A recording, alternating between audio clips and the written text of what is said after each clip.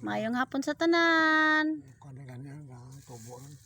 Oh, subong mamutang si tatay sang abo sa iya ginhunol nga talong. Para gani sa ano na tay ang abo, gimutang mo nak abo. Taklong nga butong taklong. Ang taklong hindi makakaon.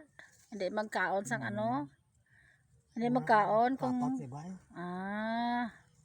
Ang payat eh. Oh, ano paitan sa kang ano abo? Subong may nahibalaan naman ako nga isa ka teknik kung paano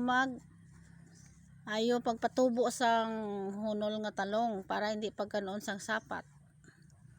Sang taklong or kang ano pa na nga sapat mga ulod kay para nga mapait daw ang ano ang lupa, hindi sila magpalapit.